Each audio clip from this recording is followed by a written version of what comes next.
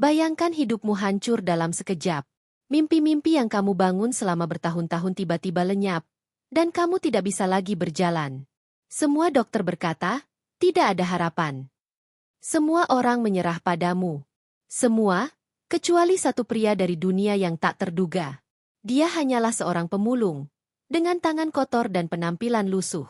Tapi ada sesuatu dalam tatapannya yang membuatmu percaya, walau rasanya mustahil. Dia berkata dengan tenang, beri aku waktu 10 menit, aku bisa membuatmu berjalan lagi. Siapakah dia? Dan bisakah tangan sederhana itu benar-benar menghadirkan keajaiban yang bahkan ilmu kedokteran pun tak mampu menjelaskannya? Saksikan perjalanan dramatis penuh haru, keajaiban, dan pertaruhan terakhir yang akan mengubah hidup seorang putri, dan membuktikan bahwa harapan bisa datang dari tempat yang paling tak terduga. Pagi itu, sinar matahari menembus tirai jendela kamar rumah megah keluarga Mahardika. Suasana tenang namun hampa. Di atas ranjang rumah sakit pribadi itu, Alisha Mahardika membuka matanya perlahan. Tubuhnya terasa asing, lemah, seolah setiap otot menolak perintah dari pikirannya. 3 bulan koma, 3 bulan yang terasa seperti kehampaan tak berujung. Ia menatap langit-langit kamar, mencoba mengingat, tapi semua memutar di kepalanya seperti kabut. Alisha, kamu bangun. Suara lembut Dr. Naomi terdengar di sisi ranjang. Wajah dokter itu penuh keprihatinan. Kamu sudah sadar. Tapi aku harus jujur, kondisi saraf kakimu, ada kemungkinan permanen lumpuh.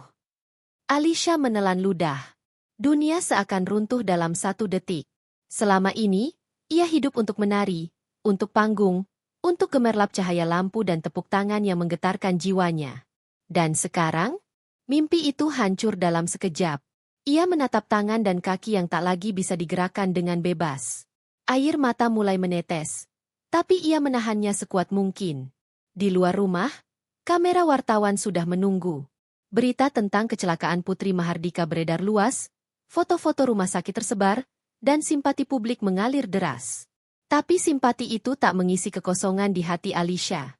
Ia merasa seperti boneka yang tak punya kendali atas tubuh dan masa depannya sendiri. Sementara itu, di sudut kota yang jauh dari gemerlap lampu dan sorotan kamera, seorang pria tua bernama Bayu Santoso mengais barang-barang bekas di tumpukan sampah. Tubuhnya lusuh, pakaian compang-camping, tapi matanya menyimpan sesuatu yang tidak bisa dijelaskan. Sejak lama, ia sering mendengar cerita tentang kecelakaan Putri Mahardika. Hatinya, entah mengapa, terusik. Ada bisikan yang terdengar jelas di dalam dirinya. Dekati dia, kau bisa menolongnya. Bayu mengerutkan dahi. Siapa dia? Putri kaya itu? Apa yang bisa ia lakukan? Namun bisikan itu berulang, tak bisa diabaikan. Ia menatap tangannya yang kasar dan kotor, lalu menatap langit. Jika memang aku bisa menolongnya, beri aku kesempatan. Di rumah megah keluarga Mahardika, suasana di dalam kamar semakin mencekam. Alisha menatap ayahnya, Rendra Mahardika, dengan mata yang kehilangan cahaya. Rendra duduk di kursi, wajahnya tegang. Seorang ayah, pebisnis sukses, tapi tak pernah merasa sekuat ini saat melihat anaknya tergolek tanpa daya. Ia menggenggam tangan putrinya, mencoba menahan kesedihan. Papa, apa aku bisa berjalan lagi? Suara Alisha gemetar, penuh ketakutan dan harap.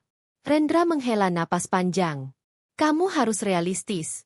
Nah, dokter sudah bilang, kemungkinan sembuh sangat kecil. Suara tegasnya menahan emosi, tapi hatinya sendiri bergetar. Ia ingin memberikan harapan, tapi takut Alisha semakin terluka. Alisha menunduk, air mata menetes tanpa henti. Ia merasa dunia menutup rapat, meninggalkan dirinya dalam kegelapan. Panggung, tarian, mimpi masa kecil, semua seolah lenyap. Hanya rasa sakit dan kekosongan yang tersisa. Di kejauhan, Bayu menatap gedung megah itu dari balik pagar tinggi. Hatinya berdebar. Ia tahu ia bukan siapa-siapa, seorang pemulung dengan tangan kotor dan tubuh lusuh. Namun ada sesuatu yang membuatnya yakin, ia bisa membuat Alisha berjalan lagi. Sesuatu dalam hatinya berbisik, seakan Tuhan sedang menuntunnya. Ia menepuk dada dan berkata lirih, beri aku waktu, 10 menit saja, aku bisa membuatnya berjalan lagi. Malam menjelang, kota itu berangsur gelap. Cahaya lampu jalan memantul di genangan hujan yang belum kering. Di dalam rumah Mahardika, Alisha menutup matanya, merenungkan harapan yang hampir hilang. Sementara di luar, Bayu bersiap untuk langkah pertama yang akan mengubah semuanya. Episode ini ditutup dengan Alisha menatap langit-langit kamar dengan mata basah. Sementara di kejauhan, Bayu menatap rumah megah itu dengan tekad yang membara. Sebuah perjalanan keajaiban baru saja dimulai. Perjalanan yang akan menguji iman, kesabaran, dan kekuatan hati kedua manusia yang tak mungkin bertemu dalam dunia biasa. Bisakah seorang pemulung dengan tangan kotor benar-benar mengembalikan langkah putri kaya itu? Pagi yang dingin menyelimuti halaman rumah megah keluarga Mahardika. Bayu Santoso berdiri di depan gerbang besi tinggi. Tangannya menggenggam kantong kecil berisi ramuan herbal sederhana yang ia buat sendiri. Tubuhnya lusuh, pakaian compang-camping, namun matanya penuh tekad.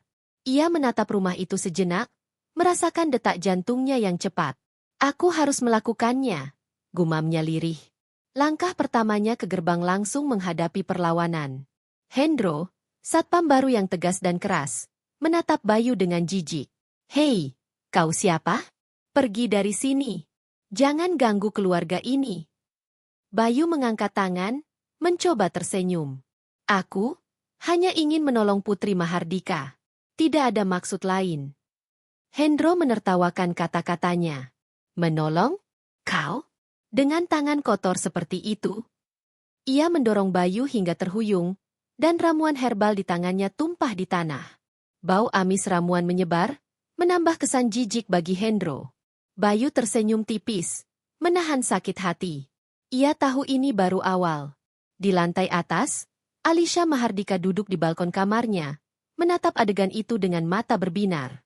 Sesuatu dalam hatinya tersentuh. Siapa dia? Gumamnya. Sosok pemulung itu, dengan tangan kotor dan wajah lusuh, entah kenapa membuat jantungnya berdebar. Ia mengingat mimpinya semalam.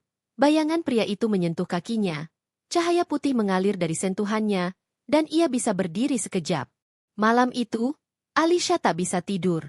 Setiap detik, bayangan Bayu muncul di pikirannya. Ia menutup mata, membiarkan mimpi itu kembali hadir. Kali ini, ia bisa merasakan tangan kasar itu menepuk kakinya yang tak berdaya. Sensasi hangat dan ringan membuatnya menjerit dalam hati. Saat terbangun, air mata mengalir di pipinya. Siapa dia? Tanyanya dengan suara pelan, hampir berbisik pada dirinya sendiri. Sementara itu, Bayu tidak menyerah. Setiap hari ia kembali ke gerbang rumah Mahardika. Ditolak, dihina, bahkan dipukul. Semua ia terima tanpa amarah. Ia tahu waktunya belum tiba, tapi hatinya yakin bahwa setiap langkah kecilnya akan membawa perubahan. Suatu malam, badai besar melanda kota. Angin mengguncang pepohonan, hujan deras menimpa jalanan. Mobil keluarga Mahardika mogok di tengah jalan karena licin dan derasnya hujan. Hendro panik, mencoba menelepon bantuan, tapi teleponnya tak berfungsi.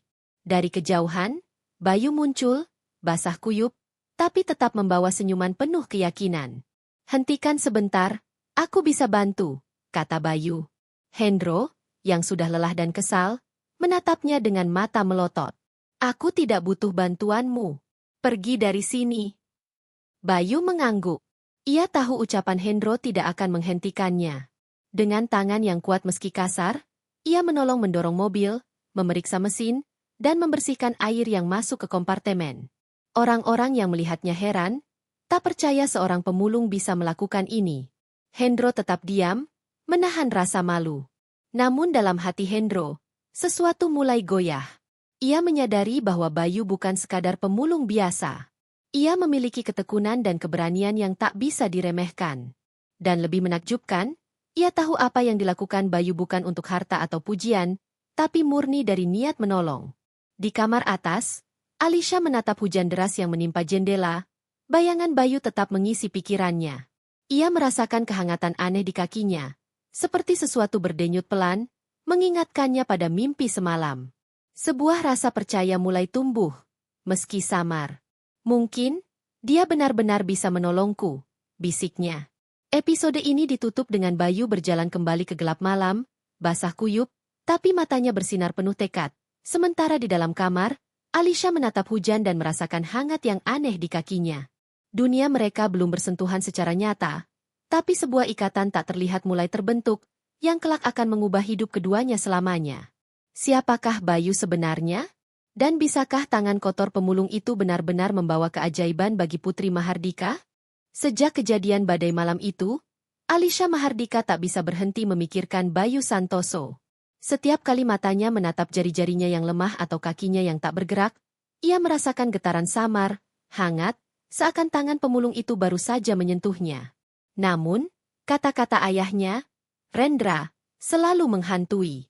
Alisha, itu hanya halusinasi.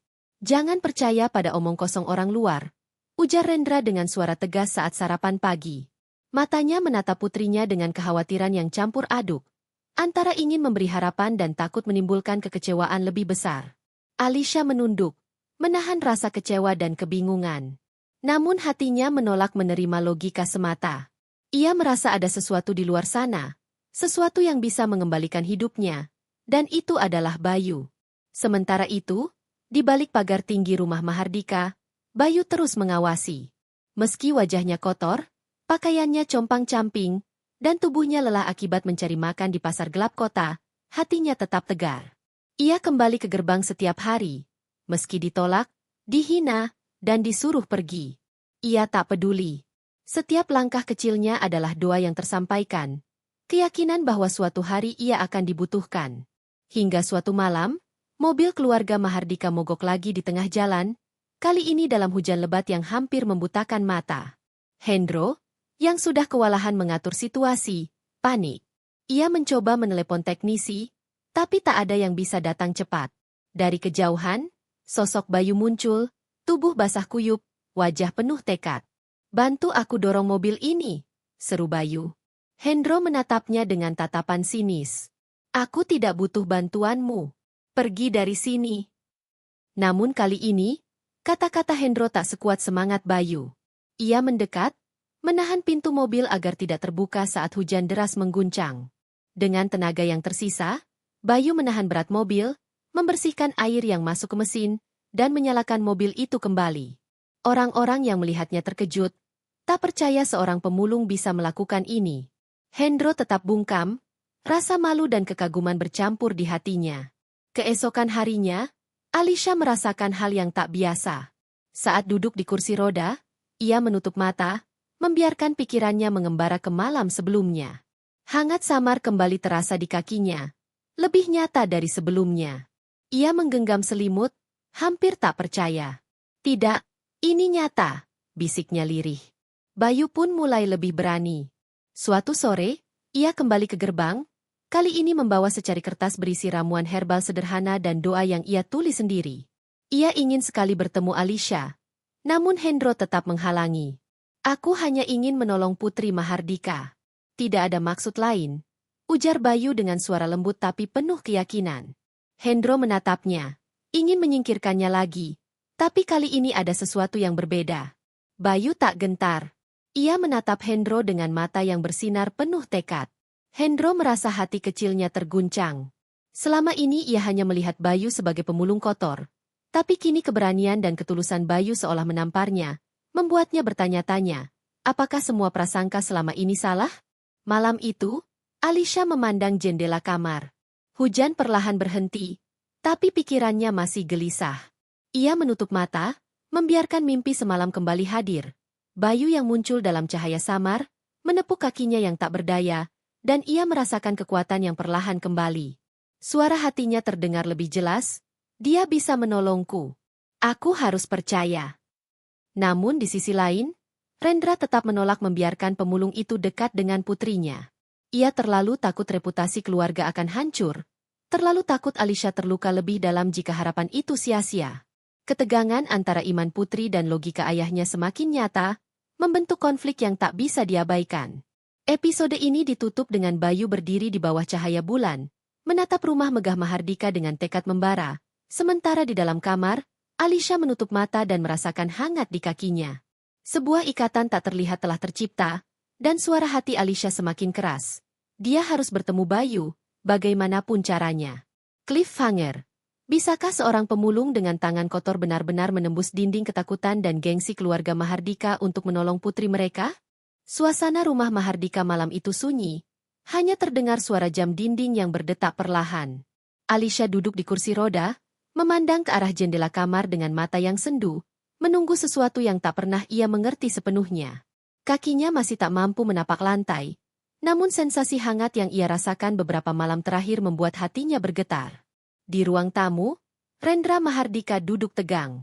Ia menatap catatan perkembangan kondisi putrinya dan wajah Dr. Naomi yang khawatir. Aku tak bisa terus membiarkan putriku menderita. Gumam Rendra, suaranya berat. Ia tahu bahwa pemulihan Alisha tampak mustahil menurut logika medis. Namun, ada satu hal yang membuatnya gelisah. Keberadaan Bayu Santoso, pemulung yang terus-menerus muncul, menolak menyerah, dan menembus pertahanan keluarga itu dengan ketulusan yang aneh. Dengan langkah cepat, Rendra memanggil asistennya, Wulan.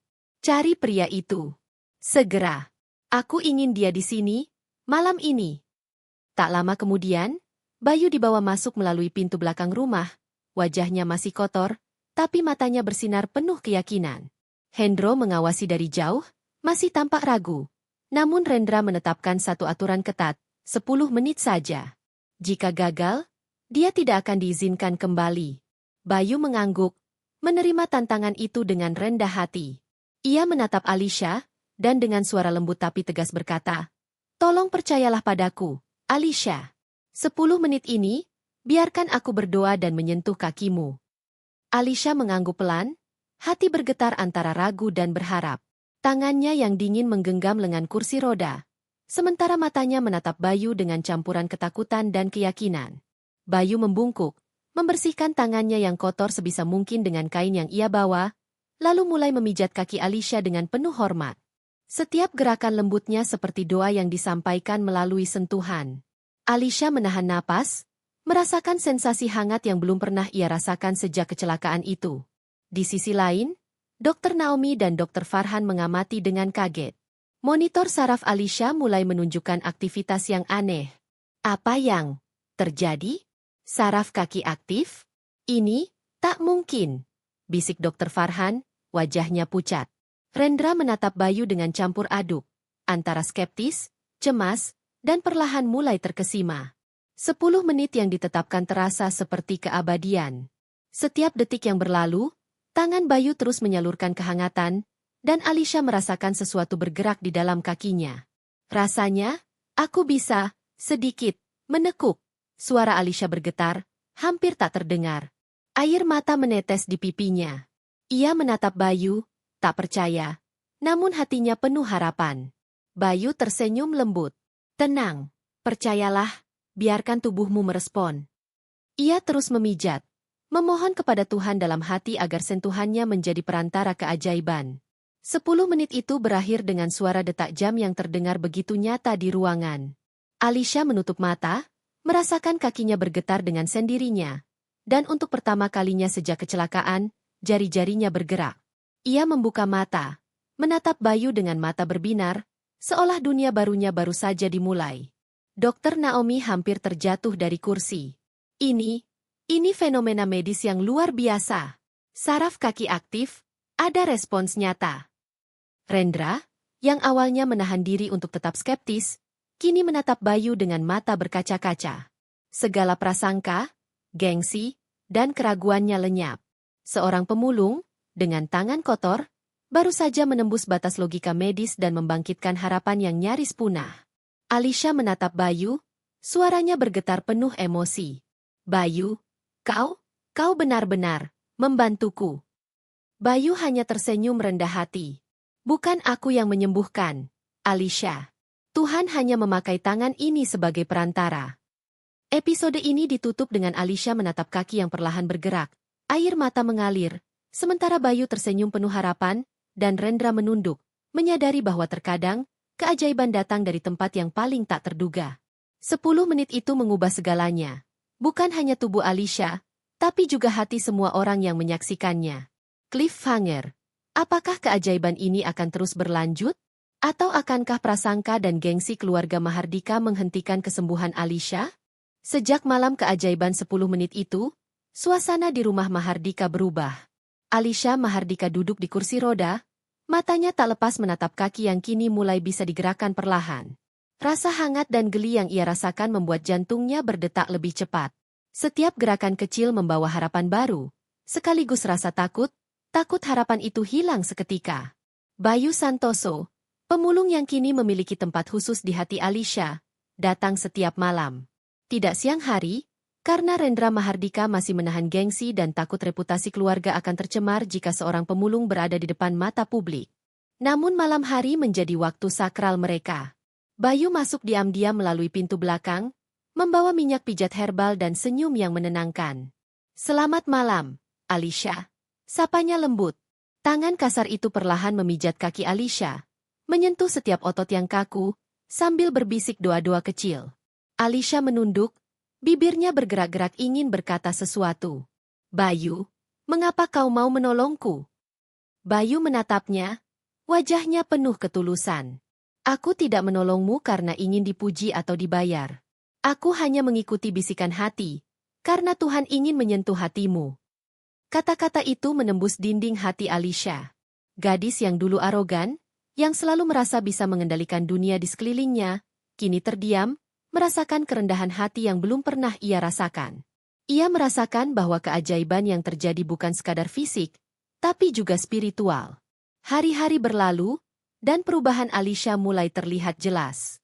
Ia bisa menekuk lututnya sedikit demi sedikit, menggerakkan jari kaki, bahkan sesekali mencoba berdiri dengan bantuan Bayu.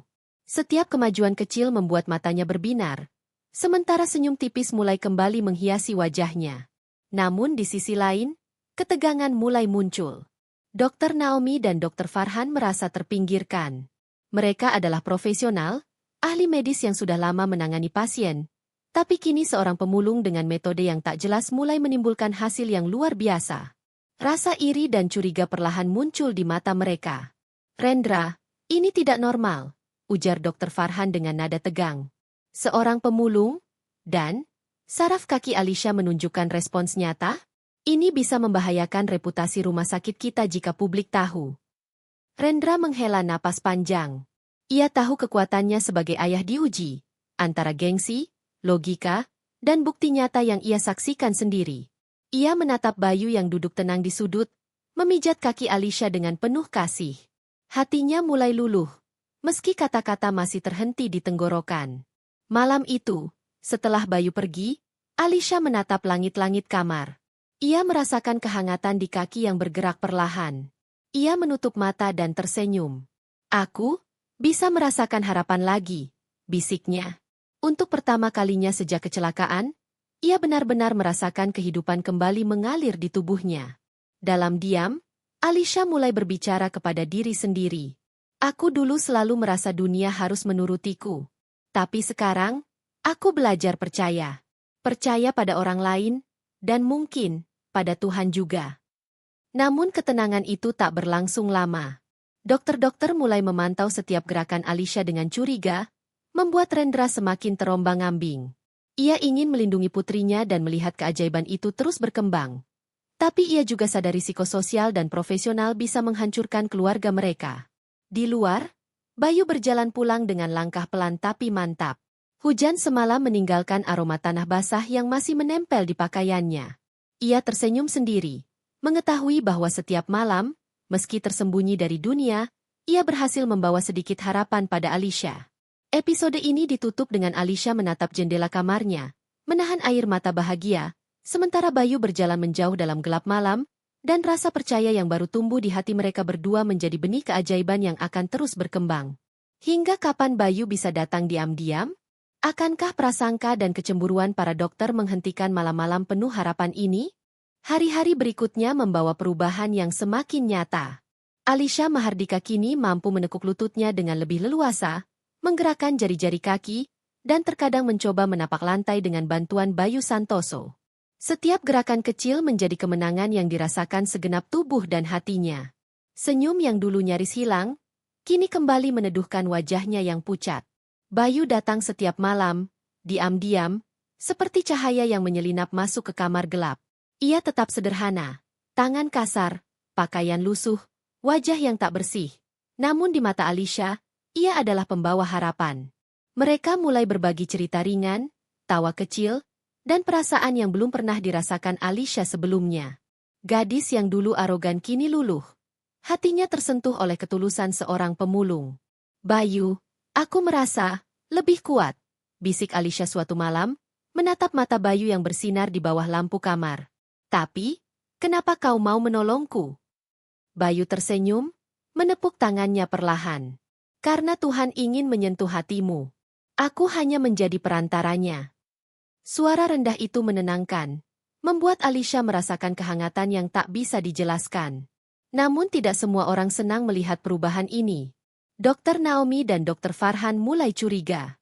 Mereka merasa kepercayaan yang diberikan pada Bayu, seorang pemulung dengan metode tak jelas, merendahkan profesionalisme mereka. Rasa iri perlahan berubah menjadi ketegangan yang dapat meledak kapan saja. Rendra, kita tidak bisa membiarkan ini terus terjadi, ujar Dr. Naomi suatu sore, suaranya tegas. Ini bisa merusak reputasi rumah sakit dan keluarga Mahardika. Apa yang dilakukan pemulung itu? Tidak ada dasar ilmiahnya. Rendra duduk di kursi, wajahnya menegang.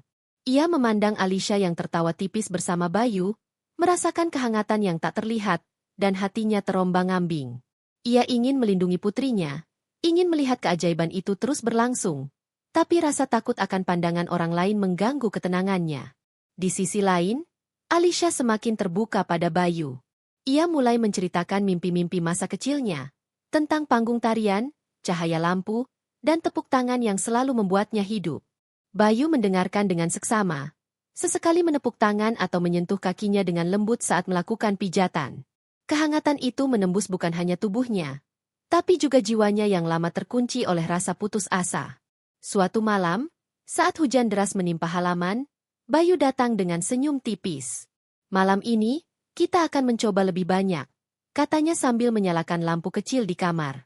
Alisha menatapnya dengan mata berbinar, merasakan kegembiraan dan ketegangan bercampur.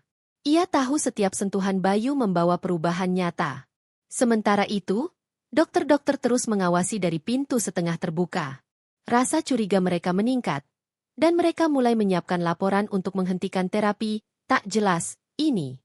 Ketegangan meningkat, dan Rendra tahu ia harus membuat keputusan penting, gengsi atau kebenaran.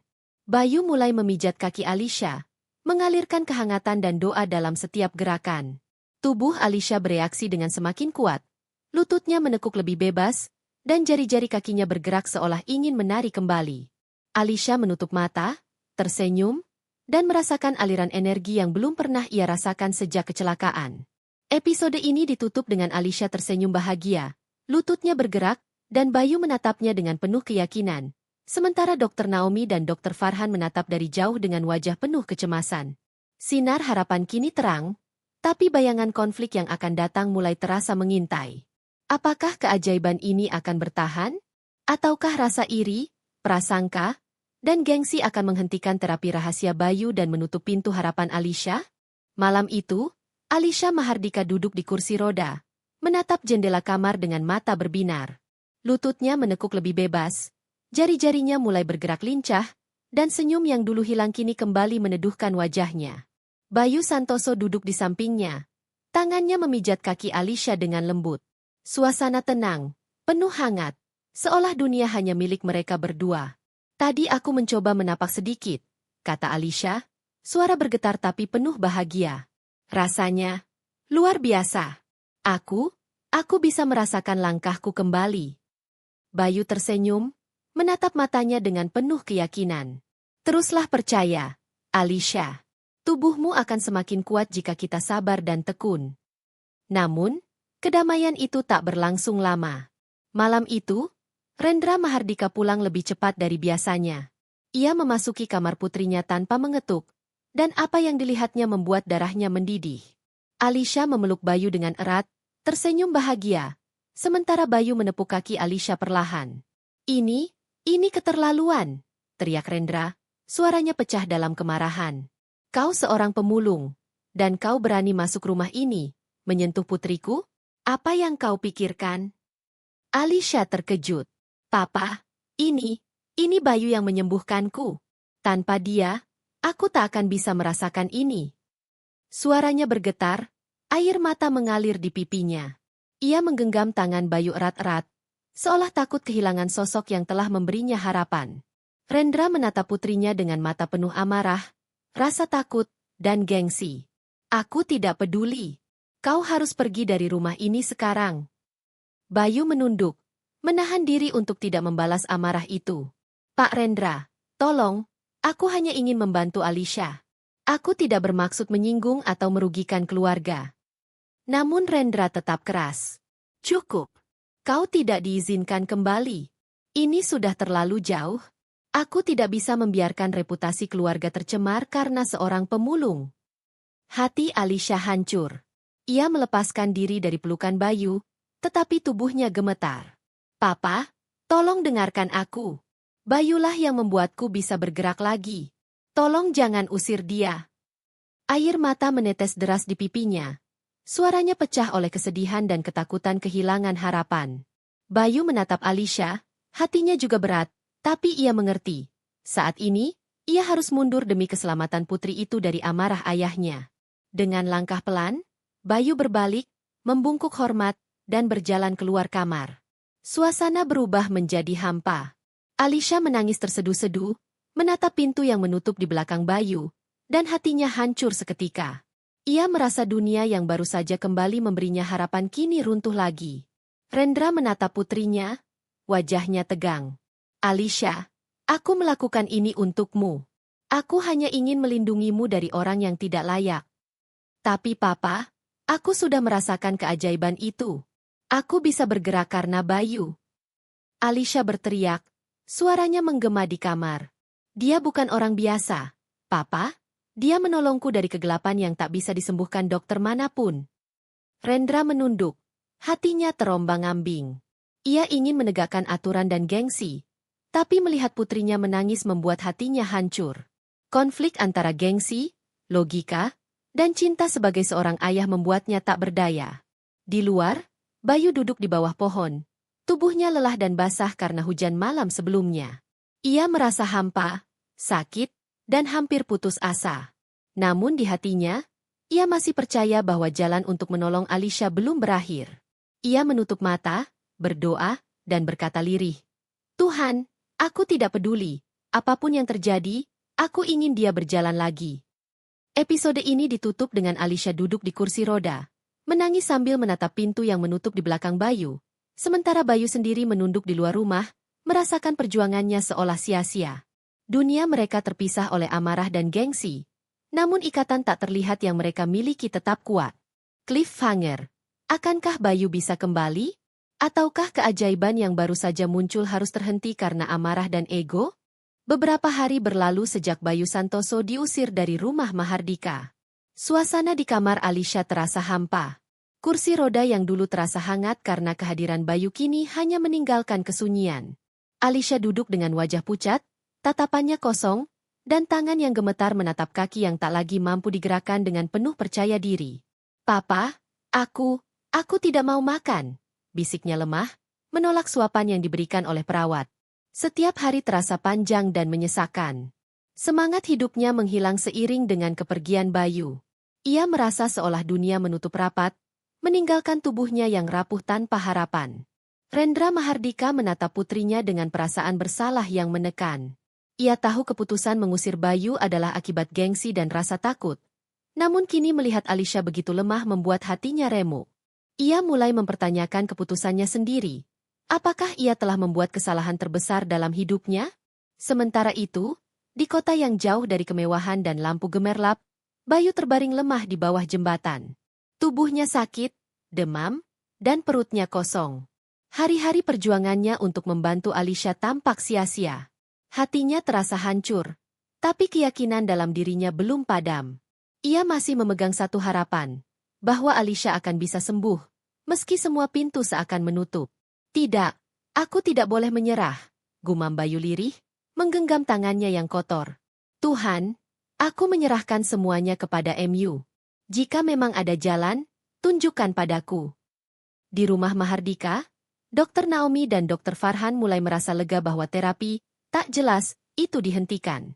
Namun melihat kondisi Alisha yang memburuk membuat hati mereka bergetar.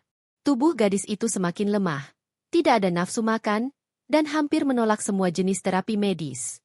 Kemungkinan sembuh hampir nol, ujar Dr. Farhan, suaranya penuh kekhawatiran.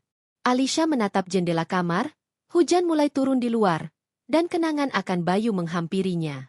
Ia teringat malam-malam hangat ketika Bayu memijat kakinya, senyum dan kata-katanya yang lembut, dan sensasi hangat yang membuatnya merasakan langkahnya kembali. Kini semua itu terasa jauh, seakan hilang ditelan amarah dan gengsi. Rendra berjalan mondar-mandir di ruang tengah, pikirannya kacau. Ia sadar bahwa ia telah mengusir satu-satunya orang yang bisa memberikan harapan nyata bagi putrinya. Setiap kali ia memikirkan Bayu, hatinya menyesal, tapi gengsi dan rasa malu masih menahan dirinya untuk mengakui kesalahan. Sementara itu, Bayu berjuang di bawah jembatan, tubuhnya menggigil dan lemah. Namun pikirannya tetap tertuju pada Alisha.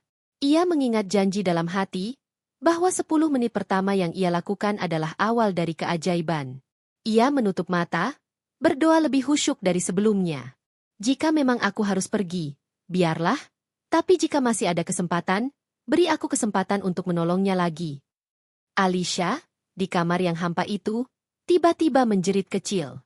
Lututnya menegang, jari-jari kakinya bergetar sendiri, seakan tubuhnya memanggil keajaiban yang dulu ia rasakan. Namun tak ada yang datang untuk menjawab panggilannya. Ia menangis terseduh-seduh, menatap tangan kosong di pangkuannya, dan hatinya remuk karena kehilangan Bayu. Episode ini ditutup dengan Alisha terbaring lemah di kursi roda, menatap jendela kamar yang hujan, sementara Bayu terbaring di bawah jembatan, lemah dan demam, namun hatinya tetap bertekad. Dunia mereka tampak terpisah oleh jarak, amarah, dan gengsi. Namun ikatan yang tak terlihat masih menyimpan satu harapan kecil yang menunggu untuk kembali menyala. Akankah Bayu menemukan jalan untuk kembali ke Alisha? Ataukah harapan yang baru saja muncul akan hilang selamanya dalam kesedihan dan kegelapan? Hari itu, Rendra Mahardika akhirnya tak bisa menahan diri lagi. Menyaksikan putrinya Alisha memburuk, menolak makan, dan kehilangan semangat hidup, hatinya remuk. Setiap malam, ia teringat senyum tipis yang dulu muncul di wajah Alisha saat Bayu Santoso hadir. Dengan rasa bersalah yang menyesak dada, ia memutuskan untuk mencari pemulung itu. Bayu ditemukan nyaris sekarat di bawah jembatan. Tubuhnya lemah karena demam dan kelelahan, pakaiannya basah dan kotor. Namun saat Rendra menatap Bayu, ia melihat tekad yang sama seperti malam pertama mereka bertemu, mata yang penuh keyakinan dan ketulusan. Tanpa banyak kata, Rendra mengangkat Bayu dan membawanya ke mobil, menuju rumah Mahardika. Alisha duduk di kursi roda, wajahnya pucat dan lemah. Saat Bayu dibawa masuk, matanya terbuka lebar. Ia berusaha menggapai Bayu, tapi tubuhnya tak sanggup. Bayu, kau kembali. Suara Alisha nyaris tak terdengar, tapi penuh haru. Air mata mengalir deras di pipinya. Bayu tersenyum, meski tubuhnya lemah. Alisha, aku kembali. Kita akan mencoba lagi. Percayalah. Rendra menatap kedua mereka. Air mata menetes di pipinya. Segala rasa gengsi dan amarah yang dulu menguasainya kini lenyap. Ia merendahkan diri di hadapan Bayu, pria yang dulu ia hina sebagai pemulung. Tolong bantu putriku. Aku menyerahkan segalanya padamu. Suaranya bergetar penuh penyesalan. Di kamar yang hening, Bayu duduk di samping Alisha. Tangannya yang kasar menyentuh kaki Alisha dengan lembut, penuh hormat dan keyakinan. Ia menutup mata, berdoa, memohon kepada Tuhan agar tangan yang kotor ini menjadi perantara keajaiban terakhir. Alisha menatap Bayu dengan mata yang berkaca-kaca, merasakan kehangatan yang perlahan mengalir melalui kakinya. Detik-detik berlalu seperti menit yang abadi. Monitor saraf yang dipasang dokter menunjukkan aktivitas luar biasa. Jari-jari kaki Alisha bergerak sendiri, lututnya menekuk sedikit demi sedikit, dan senyum tipis muncul di wajahnya yang pucat. Aku bisa merasakan, lagi, bisik Alisha, suara bergetar penuh haru. Dokter Naomi dan Dokter Farhan, yang mengamati dari jauh, terperangah. Ini fenomena medis yang luar biasa, kata Dokter Naomi, wajahnya pucat dan tidak percaya. Saraf kaki aktif, reaksi nyata muncul setelah berhari-hari stagnan. Keajaiban yang mereka kira mustahil kini benar-benar terjadi di depan mata mereka. Alisha menatap Bayu, air mata tak henti mengalir. Bayu, terima kasih. Kau membuatku bisa merasakan hidup lagi. Suaranya pecah oleh emosi yang membuncah. Bayu tersenyum rendah hati. Bukan aku yang menyembuhkan, Alisha. Tuhan hanya memakai tangan kotor ini sebagai perantara. Segalanya terjadi karena imanmu, dan karena kita percaya pada keajaiban. Rendra, yang berdiri di sudut kamar, menunduk dan menangis. Ia menyadari bahwa semua gengsi, amarah, dan ketakutannya hampir menghancurkan satu-satunya orang yang ia cintai. Kini ia belajar bahwa terkadang keajaiban datang dari tempat yang paling tak terduga, dari tangan yang paling sederhana. Alisha perlahan menekuk lututnya lebih dalam. Bayu membantu dengan lembut, menenangkan, dan menepuk kakinya. Sensasi hangat mengalir dari jari-jari Bayu, menembus otot dan saraf yang telah lama lumpuh. Alisha tersenyum, menatap langit-langit kamar, dan merasakan hidup kembali mengalir di tubuhnya. Episode ini ditutup dengan Alisha memandang Bayu, air mata mengalir, dan monitor saraf menunjukkan respons yang sempurna, sementara Rendra menangis di sudut, berlutut di hadapan Bayu. Dunia mereka kini berubah. Keajaiban yang hampir hilang kembali menyala, dan pertaruhan terakhir mereka berhasil memenangkan harapan.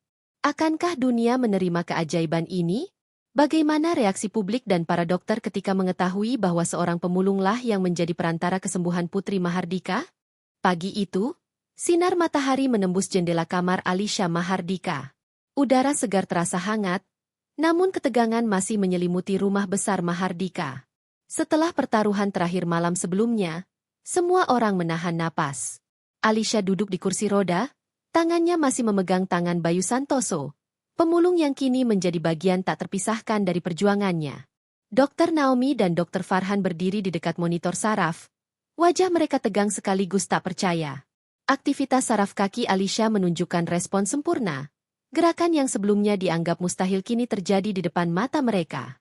Ini benar-benar luar biasa, ujar Dr. Naomi, suaranya penuh kagum sekaligus bingung. Rendra Mahardika berdiri di sisi Bayu, mata berkaca-kaca. Ia menatap pemulung itu, pria yang dulu ia hina dan usir dari rumahnya, kini berdiri sebagai sosok yang mengubah hidup putrinya. Dengan suara bergetar, ia berkata, Aku minta maaf, Bayu. Aku salah menilaimu. Kau bukan hanya pemulung. Kau adalah malaikat bagi putriku. Bayu tersenyum rendah hati, menunduk sedikit. Pak Rendra, bukan aku yang menyembuhkan. Tuhan hanya memakai tangan kotor ini sebagai perantara.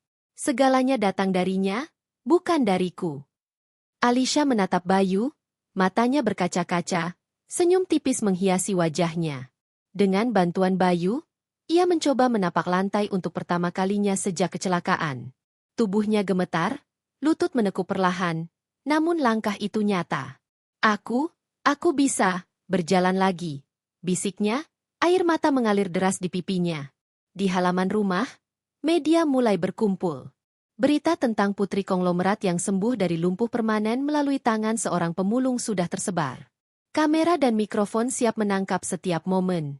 Namun di dalam, Alisha hanya fokus pada satu hal. Bayu, pria yang mengajarkannya arti harapan, iman, dan kesabaran. Dengan hati berdebar, Alisha melangkah perlahan ke arah jendela. Langkah demi langkah, ia menapaki lantai rumah dengan bantuan Bayu. Setiap langkah adalah keajaiban.